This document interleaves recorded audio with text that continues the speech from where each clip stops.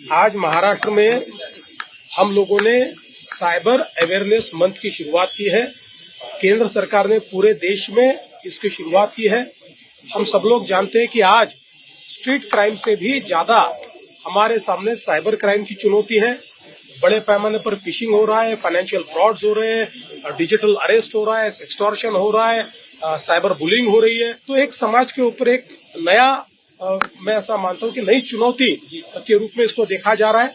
महाराष्ट्र में हमने देश का सबसे अच्छा साइबर सिक्योरिटी सेंटर तैयार करके इसका मुकाबला करने की व्यवस्था तो खड़ी करी है, लेकिन उससे ज्यादा महत्वपूर्ण है कि ये क्राइम न हो, इसलिए अवेयरनेस तैयार करना। क्योंकि क्राइम होने के बाद हम आरोपी को पकड़ते भी है, तब भी जो मेंटल ट्रॉमा है उसको रिवर्स नहीं किया जा सकता। इसलिए हम लोग यह प्रयास कर रहे हैं कि बहुत बड़ा अवेयरनेस कैंपेन हम लोग खड़ा करें, और विशेष रूप से जो हमारे स्कूल से हमारे जो विद्यार्थी है इनमें भी अवेयरनेस तैयार करने का हम प्रयास कर रहे हैं। सर, राहुल गांधी का उल्लेख किया, कुमार ने रिक्वेस्ट किया कि क्लास में लेक्चर्स में बच्चों को पढ़ाया जाए, 7th, 8th, 9th, 10th के बच्चों को लेक्चर में। ऐसा है, मैंने इसीलिए कहा कि अब हम लोग स्टूडेंट्स को भी टारगेट करके उनमें अवेयरनेस तैयार करेंगे। राहुल गांधी कोलंबिया में एक बार फिर देश की बदनामी करने नजर आ रहा है, जिस प्रकार से उन्होंने कहा कि देश की लोकतंत्र खतरे में, विदेश में जाके। देखिए, राहुल गांधी इनको भारत के संविधान की ताकत पर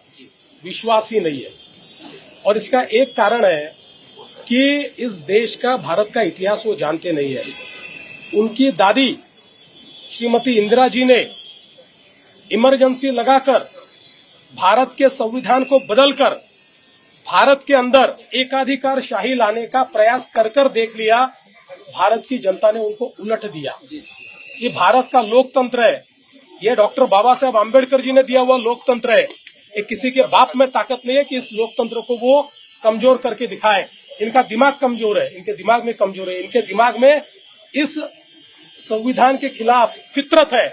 इसलिए मैं बार बार कहता हूँ, Rahul Gandhi is a serial liar, is a serial liar, is a serial liar. Sir, पिछले 9 महीनों में सीएम साहब, पिछले 9 महीने में 2000 बांग्लादेशियों पर कार्रवाई हुई है, 1000 को डिपोर्ट किया गया है, जबकि 1000 की कार्रवाई प्रक्रिया चल रही है। सर, ऐसा क्या होना चाहिए कि बांग्लादेशियों की घुसपैठ बंद हो? यहाँ घुसपैठ बंद होगी ही, और जो आएगा उसको पकड़ के वापस भेजा जाएगा।